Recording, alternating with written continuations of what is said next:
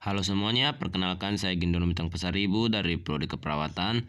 Di sini saya akan menjelaskan tentang sistem-sistem penting yang bekerja di dalam tubuh kita. Sistem persarafan. Sistem persarafan adalah sistem dalam tubuh yang mengatur fungsi tubuh dengan mengirimkan, menerima, dan memproses sinyal listrik. Bertanggung jawab atas respon tubuh terhadap rangsangan internal dan eksternal. Sistem saraf manusia terbagi dua, yaitu sistem saraf pusat dan saraf tepi. Sistem saraf pusat terbagi jadi dua bagian, yaitu otak yang terdiri atas otak besar, otak kecil, dan medula oblongata, dan sumsum tulang yang disebut medula spinalis. Sistem saraf tepi terbagi dua, menjadi saraf somatis dan saraf otonom. Dan hal tersebut dibagi lagi menjadi dua bagian, yaitu saraf somatis, saraf pasang kranial, dan saraf spinal. Lalu saraf otonom yang terdiri atas saraf simpatik dan saraf parasimpatik. Struktur otak manusia terdiri atas berbagai bagian utama, yakni 1. Otak besar. Punya dua belahan dan bertugas dalam fungsi kognitif seperti berpikir, mengingat, dan belajar. Terdiri dari lobus frontal, parietal, temporal, dan occipital. 2. Otak kecil. Berada di belakang otak dan bertanggung jawab dalam keseimbangan dan koordinasi gerakan. 3. Batang otak. Penghubung antara otak dengan sumsum tulang belakang dan mengatur fungsi penting seperti denyut jantung dan pernapasan. Terdiri atas midbrain, pons, dan medula oblongata. 4. Limbic system. Terkait dalam emosi dan memori, termasuk seperti amigdala dan hippocampus. 12 pasang sistem kranial terdiri atas 1. Nervus olfactorius untuk penciuman, 2. Nervus opticus untuk penglihatan, 3. Nervus oculomotorius untuk mengatur pupil dan menggerakkan mata, 4. Nervus trochlearis untuk menggerakkan otot mata, 5. Nervus trigeminus untuk mengontrol otot pengunyahan dan sensasi wajah, 6. Nervus abducens untuk menggerakkan otot mata, 7. Nervus facialis untuk mengontrol raut wajah dan indera pengecap, 8. Nervus vestibulocochlearis untuk pendengaran dan keseimbangan. Refleks. 9. Mekanisme refleks adalah respon otomatis tubuh terhadap rangsangan di luar. 10. Nervus vagus untuk mengatur refleks dan fungsi organ dalam. Stimulus yang mengaktifkan 11. reseptor Nervus sensorik. accessorius untuk 2. menggerakkan otot Pengiriman leher sinyal. dan bahu. Reseptor mengantar 12. sinyal lewat Nervus saraf aferen ke hypoglosus sumsum untuk tulang mengontrol belakang. gerakan lidah. 3. Integrasi. Sumsum tulang belakang mengolah informasi dan mengirim kembali sinyal lewat saraf eferen. 4. Reaksi. Kelenjar atau respon otot bereaksi atas sinyal, menghasilkan respon yang cepat. Lalu, bagaimana dengan contoh gerak refleks tubuh kita?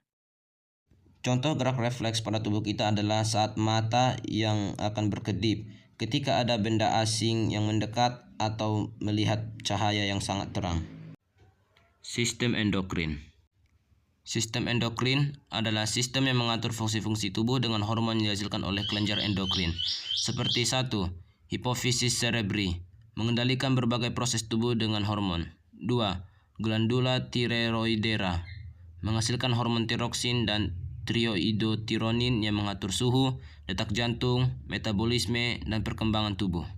3. Glandula paratireoidera, menghasilkan hormon paratiroid yang mengatur kadar kalsium dan fosfor dalam darah. 4. Timus, membentuk sel T untuk melawan infeksi, khususnya pada masa anak-anak. 5. Pankreas, mengubah makanan yang dikonsumsi jadi energi bagi sel-sel tubuh. 6. Glandula suprarenalis, mengatur sistem imun, tekanan darah, respon stres, dan metabolisme tubuh. 7. Testis, organ reproduksi bagi laki-laki. 8. Ovarium, tempat membuat dan memproduksi ovum atau sel telur. Hormon yang dihasilkan sistem ini berfungsi untuk mengelola respon asal stres, mengatur metabolisme dan energi, menjaga kadar homeostasis tubuh, dan mengatur siklus reproduksi dan fungsi seksual. Sistem reproduksi. Sistem reproduksi adalah organ seks pada makhluk hidup yang berperan dalam reproduksi seksual. Banyak cairan, hormon, dan feromon yang ikut andil dalam sistem reproduksi. Organ reproduksi pria terdiri dari 1. Testis, organ yang menghasilkan sperma dan hormon testosteron. 2. Epididymis, tempat penyimpanan dan pematangan sperma. 3. Vas deferens, saluran pengangkut sperma dari epididymis ke uretra. 4. Kelenjar seminal, organ yang menghasilkan bagian cairan dari semen. 5. Prostat, tempat menghasilkan cairan yang akan melindungi dan mengangkut sperma. 6. Uretra, saluran tempat pembuangan urin dan semen dari tubuh. 7. Penis, organ eksternal yang penting dalam pengeluaran urin dan proses kopulasi. Organ reproduksi wanita terdiri dari 1. Ovarium, tempat produksi sel telur, hormon estrogen dan progesteron. 2. Tuba Fallopi, saluran untuk fertilisasi sel telur oleh sel sperma. 3. Rahim, tempat perkembangan janin saat masa kehamilan. 4. Serviks, penghubung vagina ke rahim, berada di bagian bawah rahim. 5. Vagina, saluran penghubung antara rahim dengan luar tubuh, berfungsi sebagai saluran menstruasi dan melahirkan. 6. Kelenjar Bartholin, menghasilkan cairan lubrikan saat melakukan hubungan seksual. Proses reproduksi terdiri atas 1. Fertilisasi, keluarnya sel telur yang matang dari ovarium dan menemui sperma di tuba Fallopi. 2. Implantasi, terbentuknya zigot yang kemudian bergerak ke rahim dan menempel pada dinding rahim untuk berkembang menjadi janin. 3. Kehamilan, berkisar 9 bulan, janin berkembang hingga siap dilahirkan. Sistem perkemihan. Sistem perkemihan terdiri atas berbagai organ dengan fungsinya masing-masing, yaitu 1. Ginjal, sepasang organ dengan bentuk kacang yang berada di belakang perut dan terdiri dari korteks, medula, dan pelvis renal. Ginjal berperan dalam filtrasi darah untuk mengeluarkan limbah, zat berlebih, serta mengatur tekanan darah, keseimbangan elektrolit, dan pH tubuh. 2. Ureter, 2 saluran sempit penghubung antara ginjal dan kandung kemih dengan panjang 25 hingga 30 cm. Ureter bertugas mengalirkan urin dari ginjal ke kandung kemih dengan pergerakan gelombang peristaltik. 3. Kandung kemih, organ dengan otot yang menyimpan urin.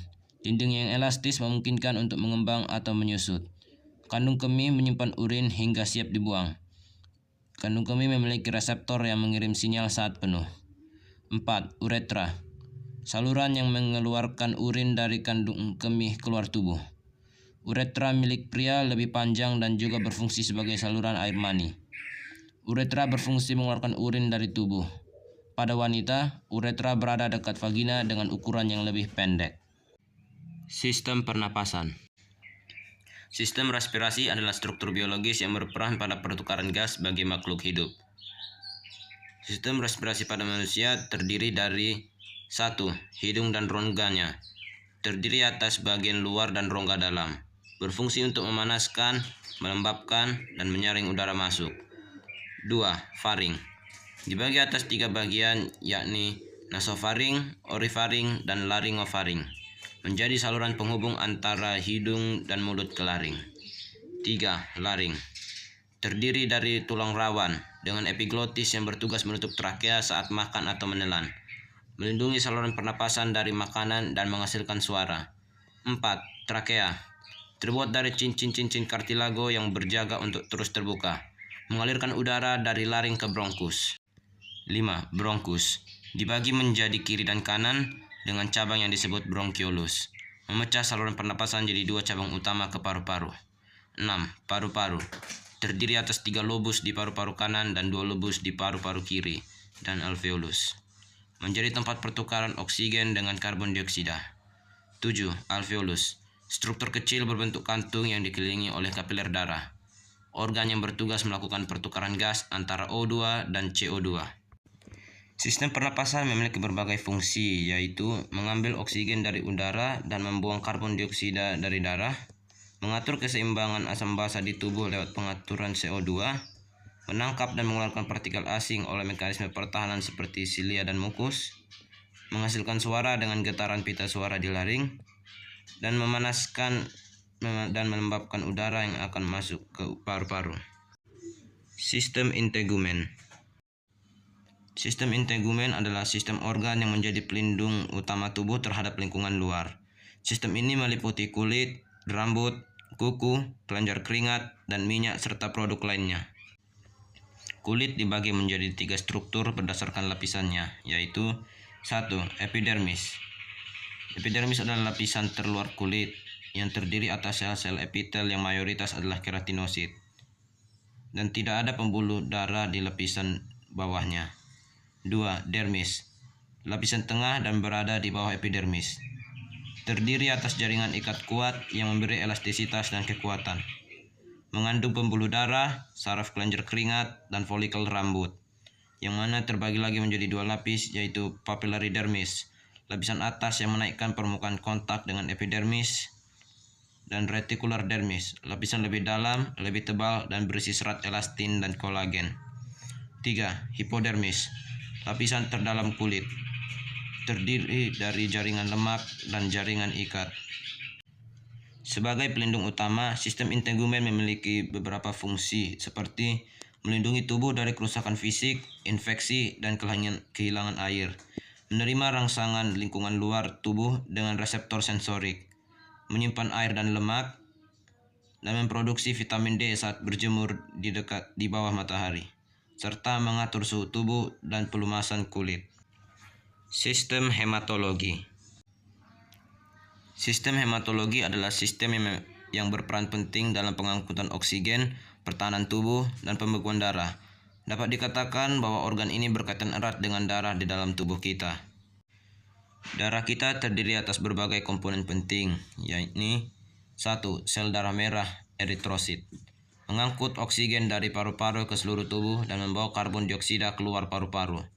2. Sel darah putih, leukosit, terbagi atas beberapa jenis sesuai fungsinya dalam imunitas tubuh, seperti limfosit, masuk dalam respon imun adaptif, monosit, menghancurkan patogen dan sel-sel mati, neutrofil, melawan infeksi bakteri, basofil, terlibat dalam proses alergi dan peradangan, eosinofil, mengatasi infeksi parasit dan reaksi alergi. 3. Platelet, trombosit, membekukan darah, mencegah kehilangan darah saat terluka. 4. Plasma darah, komponen cair dari darah yang mengangkut sel darah, hormon, nutrisi, dan limbah. Sistem kardiovaskuler. Sistem kardiovaskuler atau sistem peredaran darah adalah organ yang berfungsi memindahkan zat dan nutrisi dari sel dan membantu stabilisasi suhu dan pH tubuh. Jantung sebagai organ utama dalam sistem ini memiliki bagian-bagian berupa atrium kiri, menerima darah kaya O2 dari paru-paru. Atrium kanan, menerima darah kaya CO2 dari tubuh. Ventrikel kiri, memompa darah kaya O2 dari tubuh. Ventrikel kanan, memompa darah kaya CO2 ke paru-paru untuk oksigenasi. Dan ada juga katup jantung yang terdiri dari katup trikuspid, mengatur sirkulasi darah dari atrium kanan ke ventrikel kanan.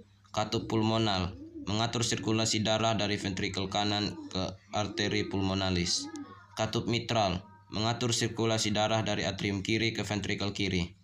Katup aorta, mengatur sirkulasi darah dari ventrikel kiri ke aorta.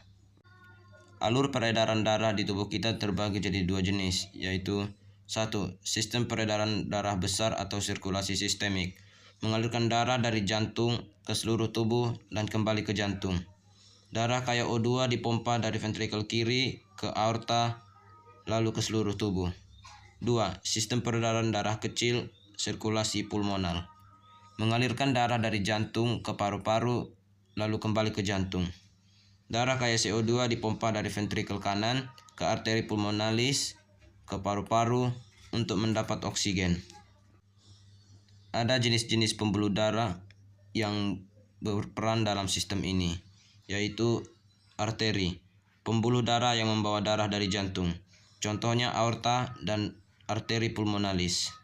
Vena, pembuluh darah yang membawa darah kembali ke jantung, contohnya vena cava superior dan inferior. Kapiler, pembuluh darah kecil penghubung arteri dan vena, tempat pertukaran gas dan nutrisi. Sistem kardiovaskuler memiliki fungsi antara lain 1. Menyuplai oksigen dan nutrisi pada tubuh. 2. Membuang karbon dioksida dan limbah dari tubuh. 3. Membantu pengaturan suhu tubuh dan keseimbangan homeostasis. Sistem muskuloskeletal. Sistem muskuloskeletal adalah sistem yang membentuk postur tubuh kita dan memungkinkan tubuh untuk bergerak bebas. Rangka pada tubuh manusia terbagi jadi beberapa jenis, yakni rangka aksial, rangka penyusun tubuh yang terdiri dari 1. Tulang tengkorak, melindungi otak, organ pendengaran, dan penglihatan hubungan antar tulang di tempurung kepala. 2. Tulang hyoid, tulang berbentuk huruf U, berada di antara laring dan mandibula hyoid, berperan sebagai tempat menempelnya sejumlah otot lidah dan mulut. 3. Tulang dada dan rusuk, sternum dan costa, membentuk perisai pelindung bagi organ-organ penting di dada seperti jantung dan paru-paru. Rangka apendikular, rangka penyusun alat gerak, terdiri atas 1. Girdle pektoral, bahu, memiliki 2 tulang klavikula dan spakula untuk tiap tulang bahu yang berfungsi untuk merekatkan tulang lengan ke rangka aksial. 2. Girdle pelvis, mengirim berat trunkus ke tungkai bawah dan melindungi organ-organ abdominal sun pelvis. 3. Tulang lengan, tempat melekatnya otot dan ligamen penggerak tangan dan siku. 4. Tungkai, secara anatomis bagian proksimal tungkai bawah antara tulang bahu dan lutut adalah paha.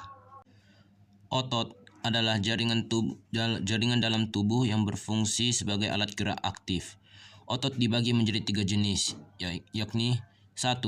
Otot lurik, otot yang bekerja secara sadar, berbentuk silindris, bergerak dengan waktu yang cepat dan lelah. 2. Otot polos, otot yang bekerja tanpa kesadaran kita dengan kuat dan lambat.